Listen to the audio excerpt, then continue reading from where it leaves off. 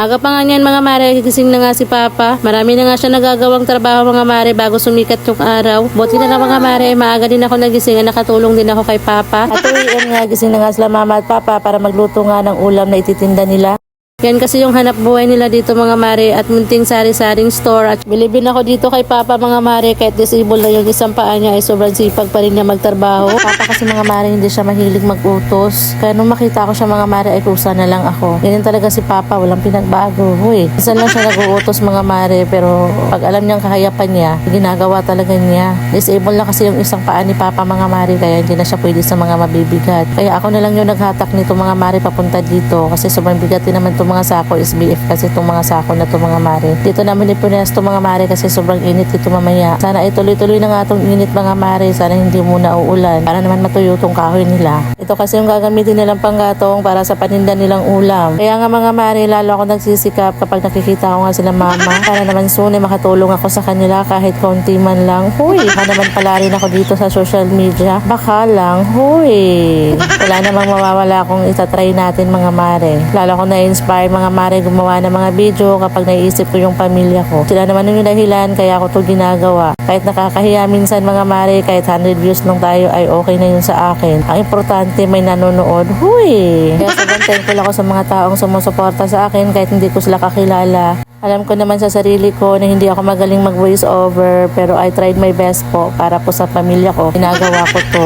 Hoy, salamat. One more na lang. Thank you Lord. Malapit na rin kaming matapos. Sobrang bigat nito mga mare kahit sobrang liit na mga kahoy na to. Hoy, 50 pesos nga pala yung bili ni mama nito mga mare. Sobrang dami na din naman, worth it din naman siya mga mare. Pero yun nga lang, basa nga siya. Konting tiis na lang, matatapos na rin to. Hoy, 4 na sako lang yung binili ni mama kasi baka nga hindi daw matuyo. Uy, palagi kasi umuulan dito mga mare, kaya yun, buti na lang tumulong na rin sa Ate Casey sa amin. Sing na rin pala itong mga junakis ko mga mare, sabay-sabay pa nga talaga sila nagising. So anyways mga mare, minsan iniisip ko na lang na balang araw magbubunga din lahat tong pinaghirapan ko. Sa totoo lang mga mare, hindi talaga madaling magtagalog mga mare kasi laking Bisaya talaga ako. Tinry ko talaga yung best ko mga mare para sa inyo kasi alam ko na yung mga Tagalog ay hindi talaga sila nakaka-relate sa mga Bisaya. Buti yung mga Bisaya ay nakakaintindi naman kami ng Tagalog. Kaya yun. Pinag-aralan ko talaga kung paano magsalita ng Tagalog para po sa inyo mga kabayan kong Tagalog. Kasi kami mga Bisaya, nakaintindi naman kami ng Tagalog mga mare. Kaya pinag-aralan ko talagang magsalita ng lingwahe nyo para naman makarelate po kayo sa mga video ko. Uy, feeling vlogger yan. Uy, hindi masamang mangarap. Charish lang. Ayan, malapit na nga kami matapos mga mare. Buti na lang. Diyos mio, nandito si ate nakatulong din sa wakas. Hoy, palagi lang kasi ito nakahiga dito mga mare kapag nandito kina mama. Doon sa bahay ay sa kanya naman lahat yung trabaho. Hoy, ang sipag din naman itong dalagingging ko mga mare. Ayan si Papa, hindi pa nga siya kontento. Gusto pa nga niyang bantayan yung kahoy. Hoy, sobrang ganda nga dito ng umaga nila mga mare. Tingnan nyo naman. Sobrang linis na paligid namin kapag nandyan si Papa. Hoy, gising na rin pala itong mga junakis ko. Tingnan nyo nga itong mga batang to. Sabay-sabay pa nga talagang gumising. Hoy. O siya mga mare, paano ba hanggang dito na nga lang muna yung video natin. Salamat sa yung paglantaw. See you to my next vlog. Bye-bye. Goat.